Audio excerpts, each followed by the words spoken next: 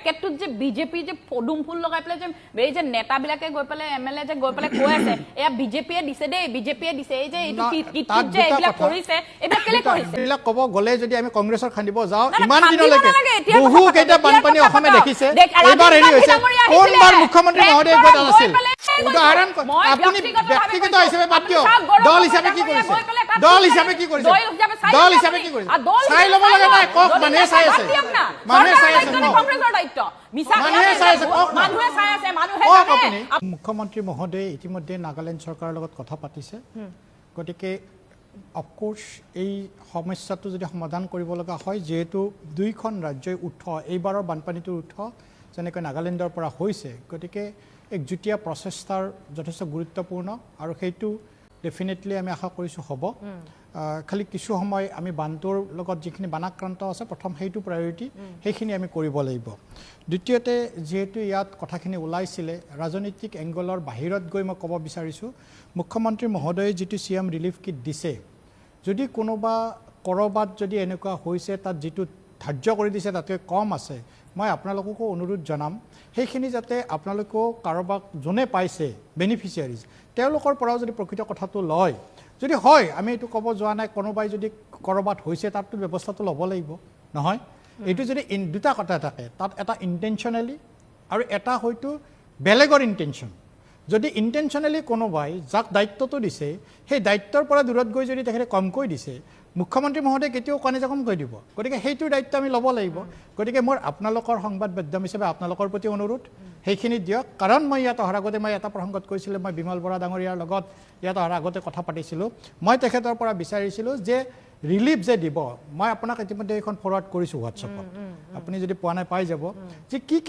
ক'ত কাক দায়িত্ব দিয়া হৈছে কিমান প্ৰতিখন জিলাতে সমান নহয় য'ত এক্সেছিভ যেনেকৈ শিৱসাগৰ চৰাইদেউ তাত খুব এক্সেছিভলি এই বানপানীত আক্ৰান্ত হৈছে তাৰ ক্ষেত্ৰত অকণমান বেলেগ বাকীবিলাকৰ ক্ষেত্ৰত য'ত অলপ কিছুদিনৰ কাৰণে সকাহ হ'লে হয় তাত বেলেগ সেইখন মই আপোনাক দিছোঁ তথাপিতো মোৰ অনুৰোধ বিৰোধীকো মোৰ অনুৰোধ আপোনালোকে এইটোও দেখাই দিয়ক যদি ক'ৰবাত তেনেকুৱা হৈছে আমি নিশ্চয় তাৰ পদক্ষেপ ল'ম কাৰণ মুখ্যমন্ত্ৰী মহোদয় এইটো ইণ্টেনশ্যনেলি এইটো নহয় যে তাত দিয়াৰ মানসিকতাৰে গৈছে কেতিয়াবা চৰকাৰ হিচাপে যাওঁতে মই যেনেকৈ উদাহৰণ দিছিলোঁ ফিনাইলখিনি গৈছে কিন্তু ডিষ্ট্ৰিবিউট কৰা নাই হ'ব পাৰে মই এইটো অস্বীকাৰ নকৰোঁ শেষত বিশ্বাসত ল'ব লাগিব ন নিশ্চয় বিৰোধীক বিশ্বাসত ফাণ্ডৰ পেকেটটোত যে বিজেপি যে পদুম ফুল লগাই পেলাই যে এই যে নেতাবিলাকে গৈ পেলাই এমএলএ যে গৈ পেলাই কৈ আছে এয়া বিজেপিয়ে দিছে দেই বিজেপিয়ে দিছে এই যে এইটো কিট যে এইবিলাক কৰিছে এইবিলাক কেলে কৰিছে ইমান লাজ নাই নে ইমান লাজ নাই নে মানুহ মৰি নাইকিয়া হৈ গ'ল প্ৰচাৰত এক নম্বৰ একদম পুৰা সেই পেকেটৰ ওপৰত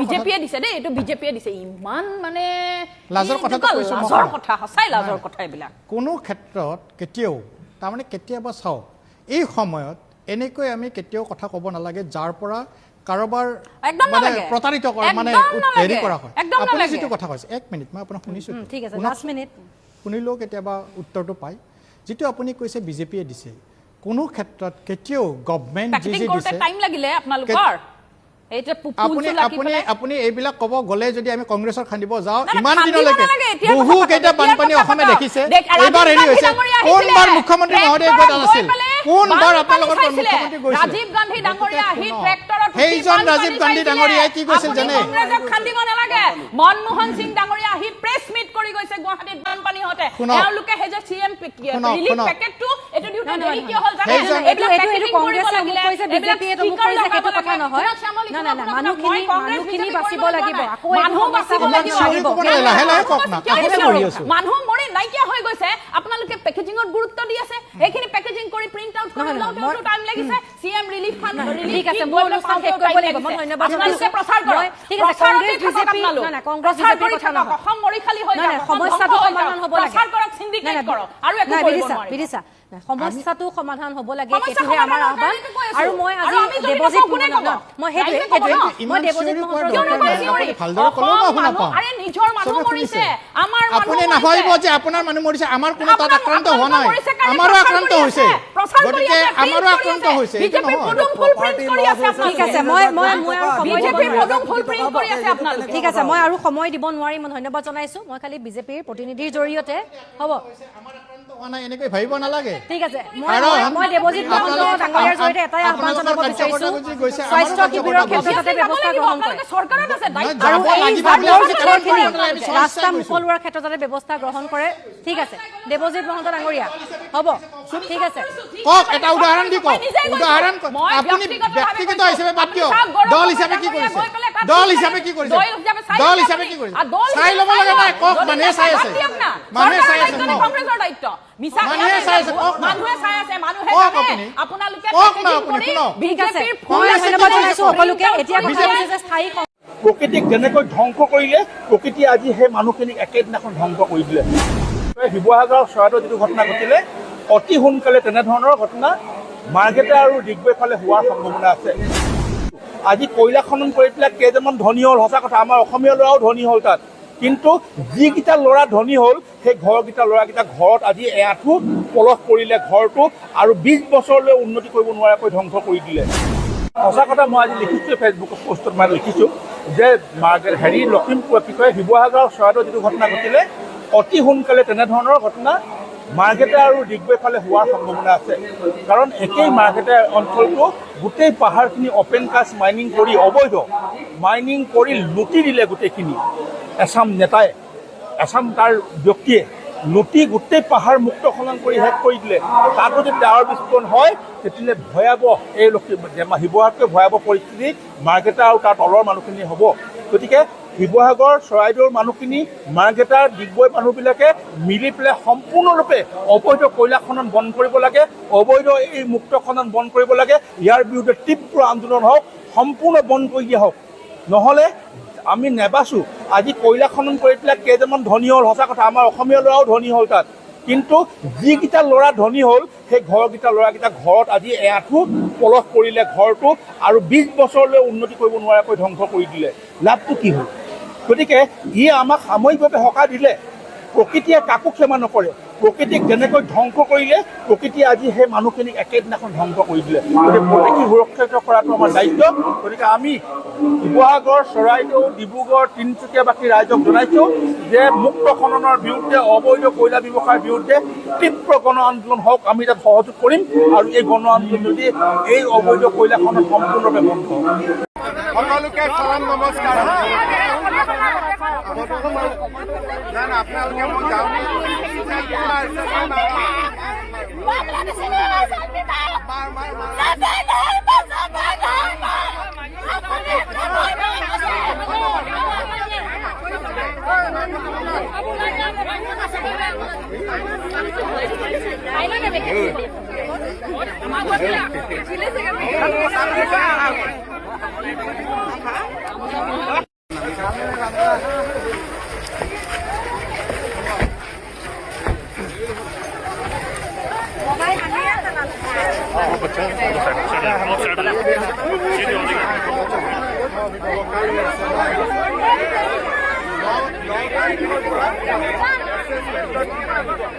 আপোনালোকক যেনেকে পাৰোঁ মই সহায় কৰিম। ধন্যবাদ। মুখলৈকে সুশান্তে মোক কৈছে তেখেতক হাতেৰে ধৰি ধৰি লৈ গৈ, তেখেত বহুত শক্তিশালী মানুহ দেই, এনেকুৱা এক্সপাৰ্ট মানে এনেকুৱা পানীত জঁপিয়াই যাব পৰা মুখ্যমন্ত্ৰী মই দেখাই নাই আগতে কেতিয়াও। এইটো বহুত ডাঙৰ কথা, এইটো মই একদম ক্ৰেডিট দিবই লাগিব। আৰু এইটো প্ৰথম ঘটনা ঘটিছে শিৱসাগৰত, গতিকে মোৰ কাৰণে এইটো এটা হিষ্ট্ৰী যে শিৱসাগৰৰ বানপানীৰ সময়ত অসমৰ মুখ্যমন্ত্ৰীয়ে কঁকাললৈকে পানী পৰা অৱস্থাত খোজকাঢ়ি গুচি গৈছে।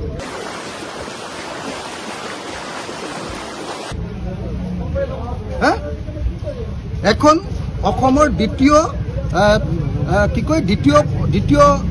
মানে পুৰণি মহিলা শিক্ষানুষ্ঠান, নাৰী শিক্ষানুষ্ঠান, তাত গৈ তেখেতে নিজে ক্লাছৰুমৰ ভিতৰত গৈ চাইছে। সুখ থাকি গ'ল, কিন্তু এনেকুৱা বিপদৰ সময়ত মুখ্যমন্ত্ৰীয়ে কঁকাললৈকে পানীত নামি আমাৰ শিৱসাগৰ ভ্ৰমণ কৰিলে, তাৰ কাৰণে মই ধন্যবাদ জ্ঞাপন কৰিছোঁ। অসমৰ মুখ্যমন্ত্ৰী ডাঙৰীয়াক ধন্যবাদ জনাইছোঁ।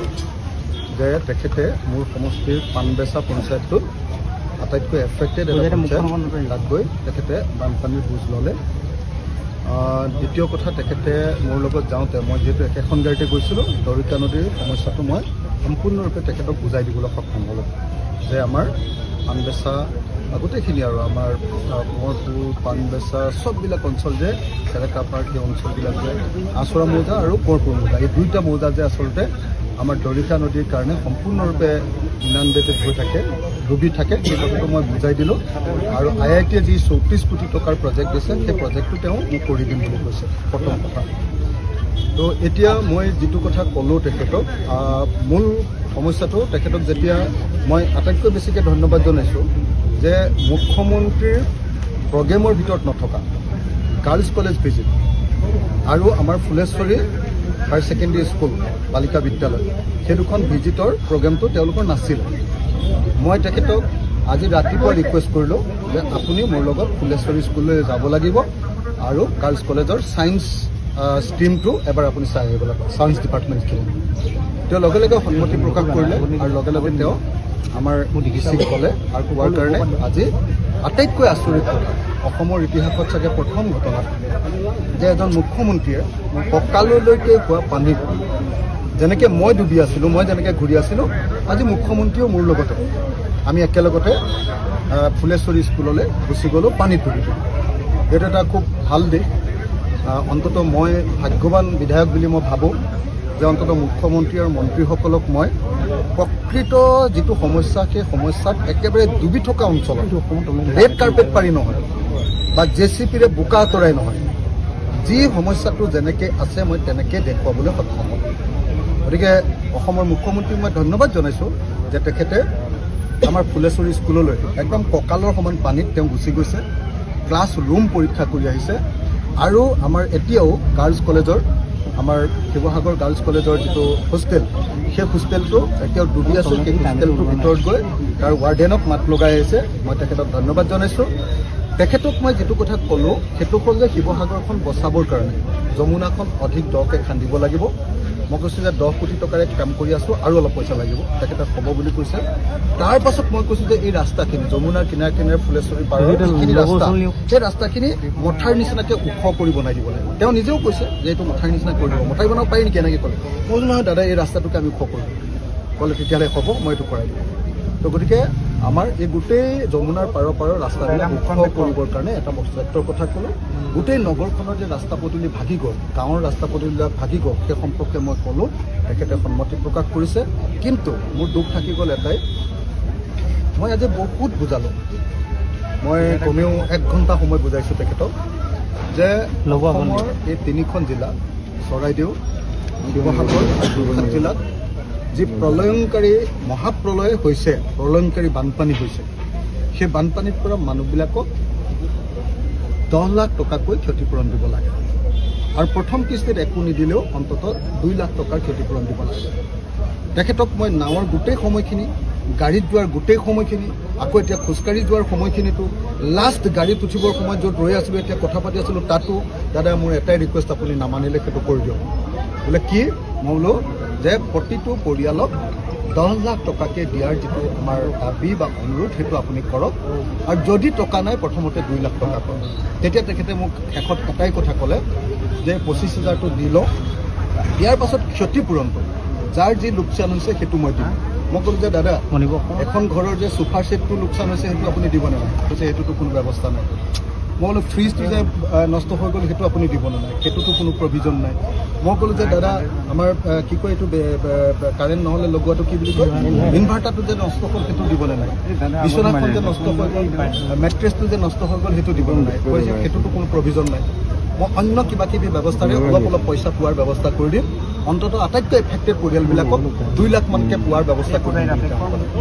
মই কৈছোঁ এইটো নহয় দাদা, যে আপুনি প্ৰত্যেকটো পৰিয়াল যদি মানুহৰ ঘৰত বোকা সোমাই তেওঁলোকৰ চোফা ছেটটো নষ্ট হৈ যোৱাটো কম্পেনচেশ্যনৰ ভিতৰত নপৰে, ফ্ৰিজটো নষ্ট হৈ যোৱাটো, টিভিটো নষ্ট হৈ যোৱাটো, ইনভাৰ্টাৰটো নষ্ট হৈ যোৱাটো, কি কয় আপোনাৰ ডাইনিং ছেটটো নষ্ট হৈ যোৱাটো, তাৰপিছত আপোনাৰ মটৰচাইকেলখন নষ্ট হৈ যোৱাটো, গাড়ীখন নষ্ট হৈ যোৱাটো, তাৰপাছত আপোনাৰ কি কয় বিচনাখন, মেট্ৰেছখন, মানে মই কৈছোঁ যে ইণ্টেৰিয়ৰ যিমানবিলাক বস্তু হৈ আছে সেইবিলাক যদি নষ্ট হৈ যোৱাটো কম্পেনচেশ্যন বা ক্ষতিপূৰণৰ ভিতৰত নপৰে, তেতিয়াহ'লে আপুনি দিয়া ক্ষতিপূৰণে আমাৰ কোনো উপকাৰ নকৰে। অসমৰ মুখ্যমন্ত্ৰীক মই মোৰ কথাখিনি ক'লোঁ, কিন্তু তেখেতে সন্মত নহ'ল। তাৰপিছত মই কেশৱ মহন্তৰ লগত গাড়ীত বহিলোঁ, যিহেতু তেখেত ডিজাষ্টাৰ মিনিষ্টাৰ। তেখেতক মই বুজালোঁ যে দাদা আপুনি চিফ মিনিষ্টাৰক যেনে তেনে কৰিলে। ক'লে কেনেকৈ কৰিম কোৱা, আগতে 5,000 দিয়ে, তোমালোকৰ হুলস্থুলত আমি 25,000 দিছোঁ। মই কৈছোঁ এইটো 25,000 এইবাৰ নহয়, ইয়াৰ আগৰবাৰো মোক দিছে CM-এ, যেতিয়া হেৰি হৈছিলে কি কয় এই ONGCৰ তেলখাত জ্বলিছিলে, তেতিয়াও মই CM-ক লাগি তেতিয়াই 25,000 কৈছোঁ, এইবাৰ আপুনি কৰা নাই নহয়, এনেকৈ ক'লোঁ। তেতিয়া তেওঁ ক'লে যে এইটো সম্ভৱ নহয় অখিল। মই ক'লোঁ সেইকাৰণে আপোনাক বাৰম্বাৰ কৈছিলোঁ আপোনালোকে NDRF ফাণ্ড ঘূৰাই পঠিয়ায়, কিন্তু আপোনালোকে পাব্লিকক পইচাটো নিদিয়ে। কিবা এটা তৰিকা উলিয়াই, কিবা এটা নিয়ম উলিয়াই, আপোনালোকে কিবা এটা ব্যৱস্থা উলিয়াই কৰক। আৰু যদি নোৱাৰে, মই কৈছিলোঁ যে আপোনালোকে একো কৰিব নালাগে, এইটো মেজৰ ডিজাষ্টাৰ বুলি চেণ্ট্ৰেল গভৰ্ণমেণ্টৰ পৰা আপোনালোকে এইটো ডিক্লেয়াৰ কৰাই দিয়ক, তেতিয়াহ'লে আপোনালোকে NDRF ফাণ্ড নিজৰ মতে ব্যৱহাৰ কৰিব পাৰিব। তো আপোনালোকে সেইটোও নকৰে, আৰু তাৰপিছত আপোনালোকে নিয়মৰ কথা কৈ থাকে। NDRF পঢ়া পইচা পুঁজিকেইটাও খৰচ নকৰে, তাৰপিছত সেইকেইটা পইচা ঘূৰাই পঠিয়ায়। সেইকাৰণে আপোনালোকক চেণ্ট্ৰেল গভৰ্ণমেণ্টে পইচাও নিদিয়ে। মই এনেকৈ ক'লোঁ। তো এই আটাইবিলাক কথা মই কৈ পঠিয়াইছোঁ। মোৰ সুখ আজি এটাই থাকিলে, আটাইতকৈ মোৰ সুখ এইটোৱে যে অসমৰ মুখ্যমন্ত্ৰীক মই আজি কঁকাললৈকে পানীত পৰা একদম ৰাস্তাইদি আৰু স্কুললৈ সুমুৱাই নি স্বচক্ষে নিজ হাতেৰে মই হাতেৰে ধৰি লৈ গৈছোঁ তেখেতক হাতেৰে ধৰি লৈ গৈ, তেখেত বহুত শক্তিশালী মানুহ দেই, এনেকুৱা এক্সপাৰ্ট মানে এনেকুৱা পানীত জঁপিয়াই যাব পৰা মুখ্যমন্ত্ৰী মই দেখাই নাই আগতে কেতিয়াও। এইটো বহুত ডাঙৰ কথা, এইটো মই একদম ক্ৰেডিট দিবই লাগিব। আৰু এইটো প্ৰথম ঘটনা ঘটিছে শিৱসাগৰত, গতিকে মোৰ কাৰণে এইটো এটা হিষ্ট্ৰী যে শিৱসাগৰৰ বানপানীৰ সময়ত অসমৰ মুখ্যমন্ত্ৰীয়ে কঁকাললৈকে পানী পৰা অৱস্থাত খোজকাঢ়ি গুচি গৈছে। এখন অসমৰ দ্বিতীয় মানে পুৰণি মানে হেৰি মহিলা শিক্ষানুষ্ঠান, নাৰী শিক্ষানুষ্ঠান, তাত গৈ তেখেতে নিজে ক্লাছৰুমৰ ভিতৰত গৈ চাইছে। এইটো ডাঙৰ কথা। আৰু গাৰ্লছ কলেজৰ এই যিটো হোষ্টেল, এই হোষ্টেলটো মই কৈছোঁ যে আপুনি বনাই দিবই লাগিব। তেখেতে কৈছে মই কৰি দিম। ষ্টেডিয়ামটো মই কৈছোঁ ক্ষতিপূৰণ দিব, কৈছে প্ৰীতম প্ৰিন্সিপাল, সি মোক এষ্টিমেটটো দিব, মই কৰি দিম। গতিকে মই আৰু কৈছোঁ যে স্কুলবিলাকত 2 লাখকৈ দিলে নহ'ব দাদা, অলপ পইচা বেছিকৈ দিব। তেখেতে কৈছে মই বিবেচনা কৰিম। মই কৈছোঁ নামঘৰবিলাকৰ 1.5 লাখ নহ'ব, 3 লাখ টকা কৰক, কৈছে বিবেচনা কৰে। সেইবিলাক হয়তো হৈ যাব পাৰে, কিন্তু প্ৰত্যেকটো পৰিয়ালক 10 লাখ টকা দিবৰ কাৰণে যিটো অনুৰোধ সেইটো অনুৰোধ নামানিলে।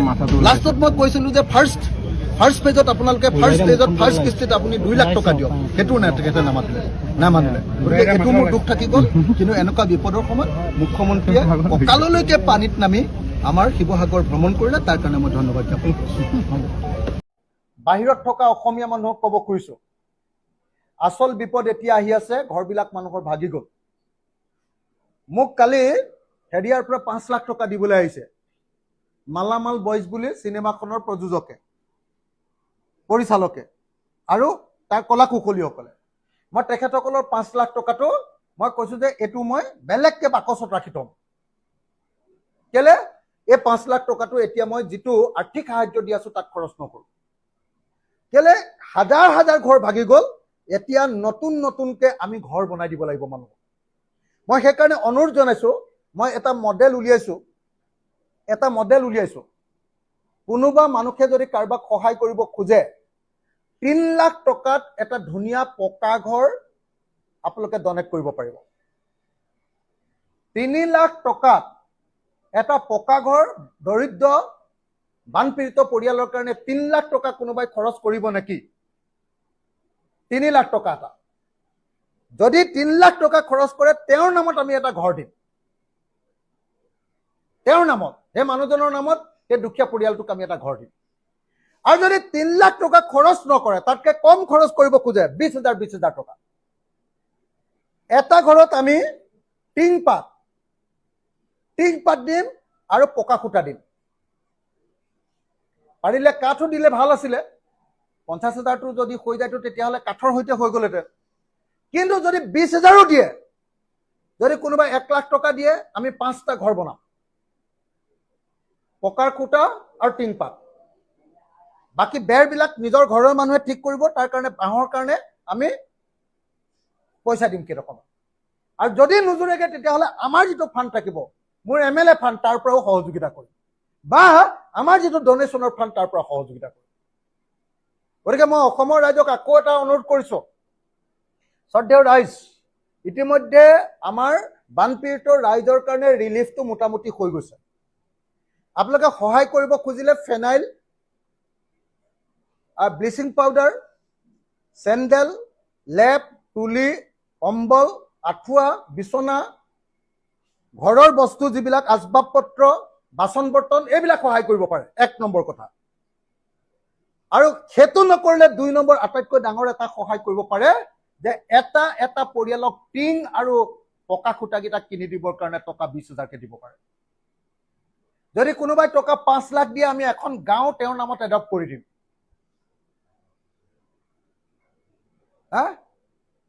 5 লাখ টকাত তেওঁৰ নামত এটা গাঁও এডপ্ট কৰি দিম, 25টা ঘৰ। 25টা ঘৰ তেওঁৰ নামত গাঁও এখন এডপ্ট কৰি দিম। কোনোবাই দিব নেকি?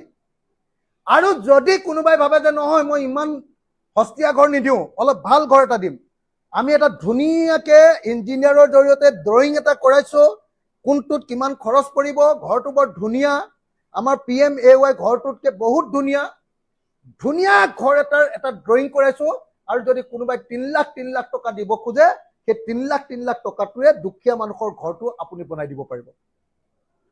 অসমত মই ভাবো যে এনেকুৱা বহুত মহানুভৱ আছে, অসমত মই ভাবো যে এনেকুৱা বহুত মানুহক ভালপোৱা মানুহ আছে যি 3 লাখ টকা এটা দিব পাৰিব আৰু এটা দুখীয়া পৰিয়ালক চিৰজীৱনৰ কাৰণে সহায় কৰি দিব, বা 20,000 টকাকে কেইবাটাও পৰিয়ালক সহায় কৰিব। আৰু এইটোৰ কাৰণে চিন্তাও কৰিব নালাগে, আপোনালোকক সেই ঘৰটো আমি মানুহ ঘৰটো প্ৰথমতে ভিডিঅ' ৰেকৰ্ডিং কৰি দেখুৱাম, তাৰপিছত বনাই থাকোঁতে চাবলৈ মাতিম, তাৰপাছত সেই পৰিয়ালটোৰ লগত আপোনালোকৰ পৰিয়ালটোৰ সম্পৰ্ক স্থাপন কৰি দিম আমি, যে আপোনালোকে এই বস্তুটো দিছে সেইটো প্ৰমাণ কৰি দিম। কালি মালামাল বয়জৰ আপোনাৰ প্ৰযোজক আৰু পৰিচালক আৰু কলা কৌশলীসকলে যিটো পইচা দিলে আমাক 5 লাখ টকা, সেইটো মই বাকচত থৈ দিছোঁ। সেই পইচাটো মই এইটো ৰিলিফত খৰচ নকৰোঁ। সেইটো পইচাৰে মই 20,000কে 25টা পৰিয়ালক 20,000 টকাকে 25টা পৰিয়ালক এখন গাঁৱত এডপ্ট কৰি দিম। আৰু তেখেতসকলেও এইটো ভাল পাইছে, আপোনালোকে কৰিব পাৰে। আৰু আপোনালোকে আহি নিজে গাঁওখন চাবহি পাৰিব, সেই পৰিয়ালকেইটাৰ লগত বহিব পাৰিব, সেই পৰিয়ালকেইটাৰ লগত এসাঁজ একেলগতে ভাত খাব পাৰিব। যোনে যোনে এই সুযোগটো ল'ব খোজে, যোনে যোনে এই মহানুভৱত্ব প্ৰকাশ কৰিব খোজে, মই সকলোকে এই মহানুভৱত্ব প্ৰকাশ কৰিবৰ কাৰণে অনুৰোধ জনালোঁ। Thank U.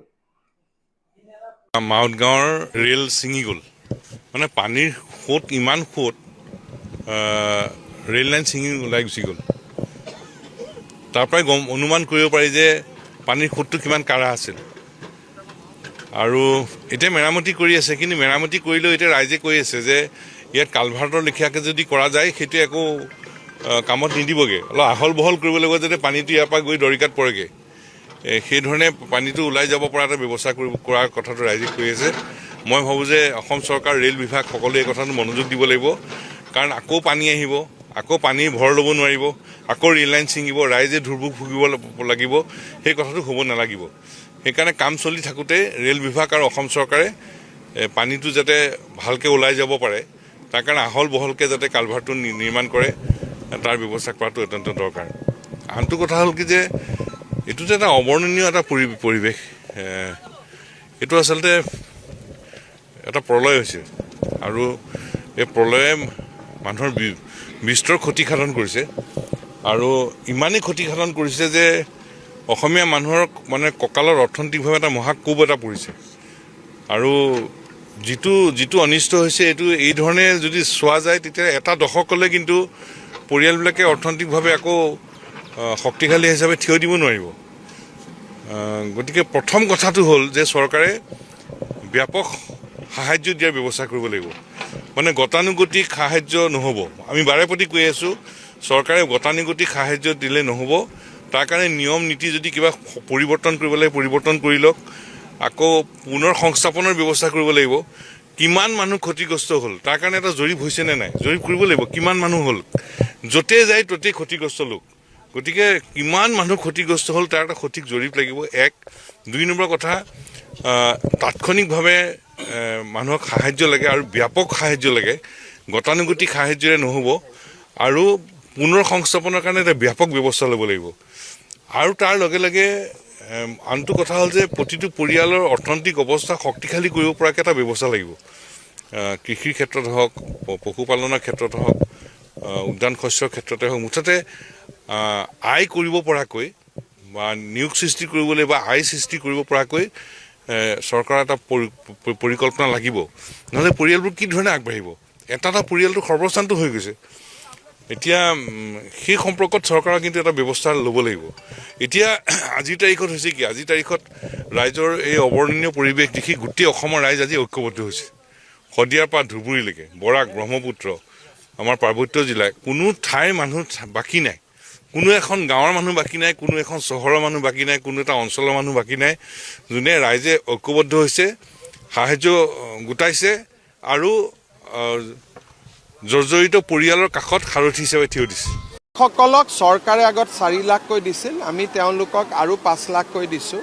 আজি আমি 15,000 দিছোঁ, 10 তাৰিখে আৰু 10,000 দিম, আৰু 9 তাৰিখৰ পৰা স্থায়ী ক্ষতিৰ পৰিমাণ বা জৰীপ আৰম্ভ হ'ব। তেখেত এখন বেলেগ দ্বীপত থাকে, গতিকে তেওঁৰ লগত কথা 10 লাখ কিয়, মানুহে আৰু বেছি পাব লাগে। কিন্তু ঘটনাটো হ'ল যে তেওঁ চৰকাৰটো চলোৱা নাই, আমি চৰকাৰ চলাওঁ, গতিকে চৰকাৰৰ কথা আমি বুজি পাওঁ।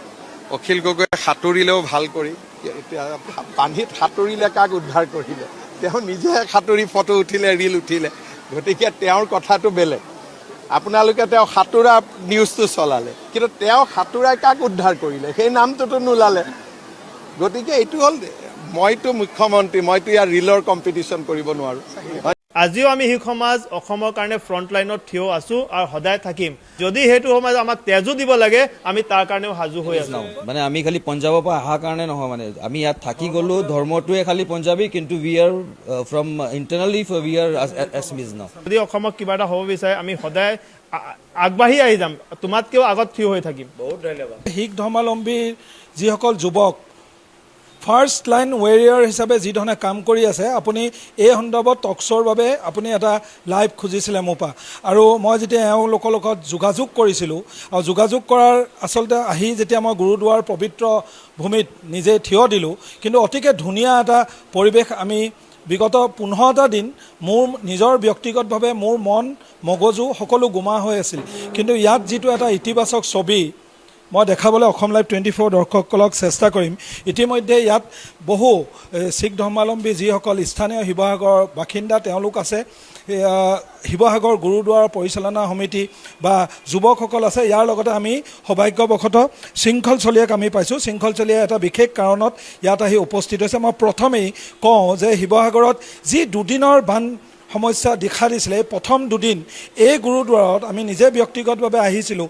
গুৰুদ্বাৰৰ সন্মুখৰ যিটো পথ, সেই পথছোৱা সম্পূৰ্ণৰূপে জলমগ্ন হৈ আছিল, আৰু ইয়াৰ ওচৰৰ পাজৰৰ যিমান ইয়াৰ বিভিন্ন ধৰ্মাৱলম্বী ব্যক্তিসকল আছিল, এই গুৰুদ্বাৰৰ এই পবিত্ৰ যি লংগৰ, সেই লংগৰত তেওঁলোকে দিন ৰাতি প্ৰায় প্ৰত্যেকটো সাঁজতে 500 মানুহক তেওঁলোকে দিছিলে। তেতিয়ালৈকে চৰকাৰী ৰিলিফ বা অন্যান্য যিসমূহ চৰকাৰী বেচৰকাৰী সংস্থাসমূহ আছে, তেওঁলোকক আচলতে এই পথছোৱা বা এই স্থানীয় যিখিনি বাসিন্দা আছিলে তেওঁলোকক ঢুকি পোৱা নাছিলে। সকলোতকৈ গুৰুত্বপূৰ্ণ কথা, তাৰ পাছত কিন্তু শিৱসাগৰত আমি দেখা পালোঁ বিভিন্ন অসমৰ বিভিন্ন জাতি জনগোষ্ঠী শিৱসাগৰ বা চৰাইদেউৰ এই যিটো বিপদৰ সময়ত শান্তানুদা আহি থিয় দিয়া পৰিলক্ষিত হৈছিল। কিন্তু মই একেবাৰে সংকোচ নোহোৱাকৈ এটা কথা ক'ব লাগিব যে শিখ ধৰ্মাৱলম্বী লোকসকলে এই সময়ছোৱাত যি ধৰণে সাহসেৰে প্ৰথম শাৰীত থিয় দি শিৱসাগৰবাসীৰ লগত থিয় দি থাকিলে,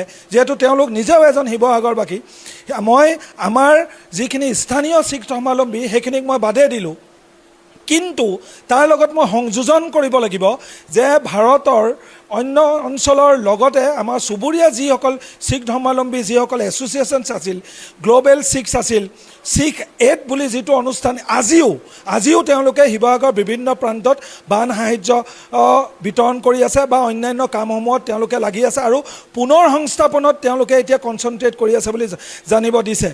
মোৰ লগত শৃংখল চলিয়া আছে, মনিন্দৰ আছে, বন্তি আছে, মোৰ বাল্যকালৰ বন্ধু। প্ৰথমে মই মনিন্দৰ ওচৰলৈ যাবলৈ আছে। মনিন্দৰ, কি ক'বা? প্ৰথম দুটা দিন মই আচলতে কোনো ভাষা শব্দৰে ব্যাখ্যা কৰিব নোৱাৰোঁ। শৃংখল আহি পাইছে, কিয় আহিছে মই শৃংখলক সুধিম। কি ক'ব আজিৰ পৰিৱেশটো শিৱসাগৰৰ? মই এইটোৱে কথা ক'ম কি, আৰু চবতকৈ আগততো মই শৃংখলক ধন্যবাদ দিছোঁ যি আমাৰ ইয়াত উপস্থিত হৈছে, আৰু শৃংখলো বহুত লাগি আছে। আৰু শিখ সমাজৰ ফালৰ পৰা মই এটাই মেছেজ দিব বিচাৰিছোঁ কি শিখ সমাজ পঞ্জাৱ আৰু অসমৰ যি ৰিলেশ্যনশ্বিপ আছে, ফ্ৰেণ্ডশ্বিপ ৰিলেশ্যনশ্বিপ, গুৰু নানক দেৱজী, শ্ৰীমন্ত শংকৰদেৱৰ, গুৰু তেগ বাহাদুৰ চাহেবজী আহিছিলে যেতিয়া আপোনাৰ ধুবুৰীত আহিছিলে, অসমৰ মিউচুৱেল কৰাইছিলে, সেইটো গুৰুদ্বাৰা আছে। তাৰপিছত মহাৰাজা ৰঞ্জিত সিঙে 506 চ'লজাৰ মান সেনাৰ বিৰুদ্ধ যুদ্ধৰ কাৰণে পঠিয়াইছিলে। আৰু আমি শিখ সমাজ যেতিয়া আপোনাৰ চন্দন সিং বা আমাৰ হৈছিলে, কি কয়, আন্দোলন হৈছিলে, তাতো শ্বহীদ হৈছিলে। আজিও আমি শিখ সমাজ অসমৰ কাৰণে ফ্ৰণ্ট লাইনত থিয় আছোঁ আৰু সদায় থাকিম। আৰু যদি সেইটো সমাজ আমাক তেজো দিব লাগে, আমি তাৰ কাৰণেও সাজু হৈ আছোঁ। আৰু মই শৃংখলক এটা কথা ক'ব বিচাৰিছোঁ, শিখ সমাজ অসমৰ এটা ফ্ৰণ্ট লাইন আছে, য'ত আমাক যদি অসমক কিবা এটা হ'ব বিচাৰে আমি সদায় আগবাঢ়ি আহি যাম, তোমাতকৈও আগত থিয় হৈ থাকিম। বহুত ধন্যবাদ। কথাবিলাকে আচলতে আৱেগিক কৰি তুলিছে। মনিন্দৰ মোৰ বাল্যকালৰ বন্ধু, আচলতে একেলগে খেলি, আৰু এই গুৰুদ্বাৰতে আচলতে আমি এটা সময়ত খেলি পেলাই, আচলতে গুৰুদ্বাৰত আচলতে খেলা ধূলা নহয়, কিন্তু আমাৰ দুষ্টামিৰ বাবে আমি ক্ৰিকেট খেলি ইয়াত দিন পাৰ কৰিছিলোঁ। গুৰুদ্বাৰখন মোৰ দ্বিতীয় ঘৰ বুলি ক'লেও ভুল কোৱা নহ'ব। কিছু আৱেগিক হৈছোঁ। শৃংখল মোৰ লগত আছে, শৃংখলৰ ওচৰলৈ আহিম। মই প্ৰথম অন্য এজন মোৰ বন্ধু বন্তিৰ ওচৰলৈ আহিম, অমৰদীপৰ ওচৰলৈ। অমৰদীপ, কি ক'বা? এটা আৱেগিক মুহূৰ্ত। আমি এই বিগত দিনকেইটাত শিৱসাগৰৰ এজন ৰংপুৰীয়া যুৱক হিচাপে বহুতে বেয়া সময় পাৰ কৰিছোঁ, কিন্তু আজি সৌভাগ্যবশতঃ কিছু ময়ো আৱেগিক হৈছোঁ, কিন্তু আজি কিছু ভাল লাগিছে। শৃংখল আহিছে, আমি পাইছোঁ, আপোনালোককো পাইছোঁ, কি ক'বা? মই সৰ্বপ্ৰথমতে মই শৃংখলক ধন্যবাদ দিছোঁ। শৃংখলৰ যিখিনি কাম কৰি আছে, আমি শিখ কমিউনিটি তাক চাই থাকোঁ, ফ'ল' কৰি আছোঁ। বহুত ধুনীয়া কাম কৰি আছে, বহুতখিনি ক্ষেত্ৰত বহুত মানুহক সহায় কৰি আছে। এতিয়া বৰ্তমান আজি ষ্টেজটো যি নন ষ্টপ লাগি আছে 10-15 দিনৰ পৰা, তাক দেখি আছোঁ আমি মানুহ ছ'চিয়েল মিডিয়া মাধ্যমেৰে। আজি সি গুৰুদ্বাৰত আহিছে, বুজ লৈছে, গোটেইখিনি বস্তু সি চালে, আৰু লগতে কিবা সহায় এখন আমাৰ আগবঢ়াইছে, যিটো কণ্ট্ৰিবিউশ্যন কৰি আছে। মই বহুত বহুত ধন্যবাদ দিছোঁ, গোটেই সেনিকজন যিজন আহিছে চবকে দিছোঁ। লগতে যিটো ৰিলেশ্যনশ্বিপৰ কথাটো সি ক'লে, মনিন্দৰে কৈছে কি আমাৰ 505 চনত গুৰু নানক দেৱজী আহি লগ পালে, সেইখিনি গোটেইখিনি কথা সি কৈছে। সেই বস্তুটো আমি সদায় ৰাখি থ'ম। আৰু এটা কথা মই জনাবলৈ বিচাৰিছোঁ কি শিখ কমিউনিটি ইয়াত যিখন বাস কৰি আছে, শিৱসাগৰ আৰু অসমৰ বিশেষ যিমান ডাঙৰ ঠাইখিনি আছে, য়েছ, দে আৰ অল আছামিজ নাও। মানে আমি খালি পঞ্জাৱৰ পৰা অহাৰ কাৰণে নহয়, মানে আমি ইয়াত থাকি গ'লোঁ, ধৰ্মটোৱে খালি পঞ্জাৱী, কিন্তু we are from internally we are Assamese now. So' আমাৰ পঞ্জাৱী মানুহ যিকেইটা ইয়াত আছে, তেওঁলোকে কৈছে কি যিমান পইচা আমি সহায় কৰিব পাৰিম আমি তহঁতক দিম, কিন্তু নন ষ্টপ তহঁতি ইয়াত ফেচিলিটি দিব লাগিব। প্ৰথম দুদিনটো অভূতপূৰ্ব, বহুত। তেতিয়া আমাৰ ওচৰত একোৱেই নাই। আমাৰ দুই এজন আমাৰ ওচৰৰ মানুহখিনিয়ে আহি মেলি আমাক যোগাযোগ কৰিলে, কৈছে নাই অকণমান হেল্প কৰিবলৈ বিচাৰিছোঁ। ওচৰৰ মানুহখিনি ভোকত মৰিলেহেঁতেন প্ৰথম দুদিন যদি লংগৰ ইয়াত যিটো ভয়াৱহ পৰিস্থিতি, ইয়াত প্ৰথমতে 3টা পৰিবাৰ মানুহ আহিলে, পঞ্জাৱী মানুহখিনি, তেওঁক ফ'ল' কৰি ইয়াত আহি 500টা মানুহৰ ভিতৰত থিয় হ'বলৈ জেগা নাই। মানে এই খোলা আমি মুকলিকৈ খুলি দিছোঁ, চব আহক, শ্বেল্টাৰ, মেডিচিন, ফুড চব ইয়াত প্ৰভাইড কৰিম আমি। গুৰুদ্বাৰা মেনেজমেণ্ট কমিটিয়ে নন ষ্টপ তাৰপিছত পূৰা লাগি গ'ল, যেতিয়া মানুহ সহায় দিবলৈ আৰম্ভ কৰিলে। চ' অভাৰঅল কথাটো সেইটো ক'বলৈ বিচাৰিছোঁ কি আমাৰ যিটো কেছ মানে তিজৰি বুলি কয়, মাইকী মানুহে অলপ বেগত পইচা ৰাখে নহয়, এই গোটেইখিনি পইচা এতিয়া চবে উলিয়াই দিছে। মানে য়েছ, তাহাঁতি উলিয়াই দিছে। যাকে ফোন কৰিছোঁ, যাৰ ওচৰতে গৈছোঁ, আহি উলিয়াই কৈছে মোৰ ওচৰত লাই যা, মোৰ ওচৰতে আছে তই লৈ যা বোলে, খালি বস্তুটো বন্ধ হ'ব নালাগে বাছ। আজি গুৰু মহাৰাজজী ইমান অপাৰ কৃপা, আজি 12-13 দিন হৈ গ'ল, এইটো আমাৰ খৰি জ্বলি আছে, বন্ধ হোৱাই নাই। মানুহ আহি আছে, দি আছে, NGOs আহিছে, চব আহিছে, চবেই ইমান অভাৰ এতিয়া আমাৰ হৈছে। আমি বাহিৰৰ পৰা মানুহ আহি এতিয়া লকৱা গেলে কি য'ৰ পৰা মানুহ আহিছে, আমাৰ খোলা আছে, চব লৈ যাওক যি লাগে। আৰু কিমান অৰ্গেনাইজেশ্যনে কাম কৰি আছে শিৱসাগৰত? এটাতকৈ ডাঙৰ অৰ্গেনাইজেশ্যন আমাৰ শিখ হৈছে ৱৰ্ল্ড ৱাইড, ইউনাইটেড শিখ আছে, খালছা এড আছে, গ্ল'বেল শিখ আছে, শিখ এড আছে, এনেকুৱা থাউজেণ্ডছ অফ নম্বৰ অফ 6 মই কৈছোঁ মনে মনে ক'ৰবাত আহি মেলি হেমকুট ফাউণ্ডেশ্যন হৈ গ'ল সিহঁতি গোটেইকেইটা আহি আমাক ইয়াত যোগাযোগ কৰিছে আমি তাতো ভাগ কৰি দিছোঁ কি তোমালোক লাকুৱা যোৱা তোমালোক নিমাইজান যোৱা তোমালোক সোণাৰী যোৱা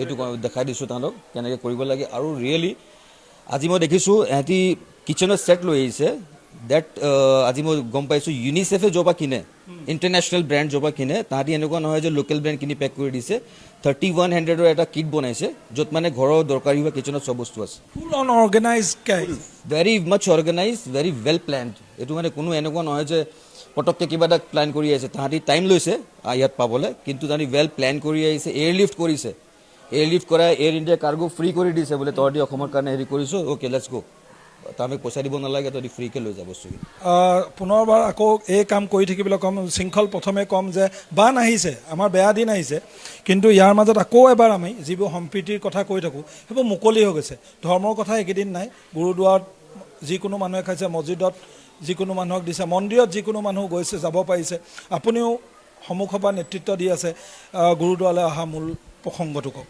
নাই ইমান আচলতে আমি কৃতজ্ঞতা প্ৰকাশ কৰিবলৈ আহিছোঁ থেংক ইউ দিবলৈ আহিছোঁ ইমানখিনি কৰি আছে আমিও সময় পোৱা নাই আমিও এটা আশ্ৰয় শিবিৰ বনাই লৈ আমি তাতো কাম কৰি আছোঁ কিন্তু মই আজি মনীন্দ্ৰক ফোন কৰিলোঁ মই একেলগে ক্ৰিকেট খেলা আমি শিৱসাগৰ জিলাক একেলগে প্ৰতিনিধিত্ব কৰা তাৰপৰা মনীন্দ্ৰক ফোন কৰি আহিলোঁ আৰু বীৰ লাচিত সেনা অসমৰ তৰফৰ পৰা সামান্য টকা 10,000 আমি এওঁলোকক আগবঢ়াইছোঁ আৰু অনাগত দিনত সেই সমাজক আৰু যদি কিছুমান বস্তুৰ প্ৰয়োজন হয় আমাৰ লগত মনীন্দ্ৰহঁতে যোগাযোগ কৰিলে হ'ব আমি আৰু বস্তু প্ৰভাইড কৰিম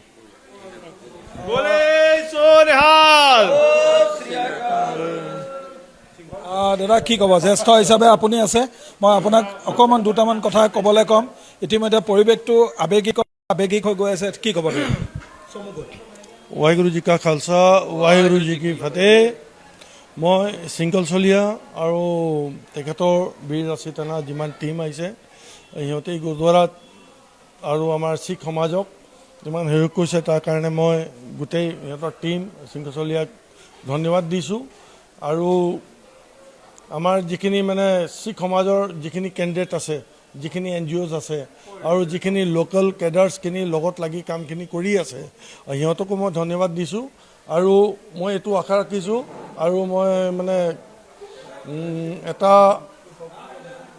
হেৰি এটা কৰি আছোঁ চিন্তা কি যিমান বেছিতকৈ বেছি হয় আমি সিমান দিন সেই লংগাৰটো আমি চলাই থাকিম আৰু লাষ্ট আমাৰ 2 to 3 days হৈছে আমাৰ কেম্পটো বিমল বৰা ছাৰ আহিছিলে মাজত নটিফাইড কৰিলে এতিয়া অকণমান আমি চৰকাৰী সাহায্য অলপ পাই আছোঁ তো সেইটো আমাক মানে বুষ্ট কৰিছে বস্তুটো অকণমান বুষ্ট আপ কৰি দিছে তো বুষ্ট কৰাৰ পৰা আমি সেই বস্তুটো আৰু দূৰলৈ লাগিছোঁ আৰু ৰাতিপুৱাৰ পৰা ৰাতি 2টালৈকে 3টালৈকে মানে ল'ৰাবোৰ খানাও খাইবলৈ আহে মানুহে আৰু আমাৰ মানে লোকেল যিখিনি ল'ৰাখিনি আছে পাঞ্জাবী ল'ৰা সিহঁতে মানে শিফ্ট বাই শিফ্ট ডিউটিও দি আছে 2 ঘণ্টা 3 ঘণ্টা হোৱা শিফ্ট বাই শিফ্ট ডিউটিও দিয়ে আচলতে পৰিৱেশ মই কৈছোঁ যে বিগত 2টা সপ্তাহ এই শৃংখল চলিয়া হওক বা অমৰদ্বীপে হওক বা মনীন্দ্ৰে হওক আমাৰ মনবিলাক গোমা হৈ আছিলে কিন্তু শান্তনুদা এই যিটো টক শ্ব' লাইভৰ বাবে মই ইয়াত আহিলোঁ ইয়াত যিটো পৰিৱেশৰ মই সন্মুখীন হ'লোঁ কিছু মনটো ভাল লাগিছে পুৰণি লগৰ সংগখিনিক পাইছোঁ গুৰুদ্বাৰৰ যিটো পূৰ্বৰ পৰিৱেশ সেইটো পাইছোঁ আৰু গুৰুদ্বাৰে বা শিখ ধৰ্মাৱলম্বী লোকসকলে এই বিপদৰ সময়ত যি ধৰণে ফ্ৰণ্টৰ পৰা আহি সন্মুখৰ পৰা আহি শিৱসাগৰৰ প্ৰত্যেকজন বানপীড়িতৰ কাষত থিয়া দিলে সেই কথাটো আমি কোনো ভাষা শব্দই আচলতে ব্যাখ্যা কৰিব নোৱাৰিম কোনোদিন তেওঁলোক হাড়ে হিমজুৱে অসমীয়া আমি ক'ব লাগিব সেইকাৰ আৰু সেইবাবেই আচলতে তেওঁলোকে ৰংপুৰৰ প্ৰত্যেকজন মানুহৰ কাষত থিয় দিছে আৰু এই ধৰণে পুনৰবাৰ অসম লাইভ 24 ফালৰ পৰাও সকলোকে সাহস আৰু ধৈৰ্য দিবলৈ আমি নেদেখাজনৰ ওচৰত পুনৰবাৰ প্ৰাৰ্থনা জনালোঁ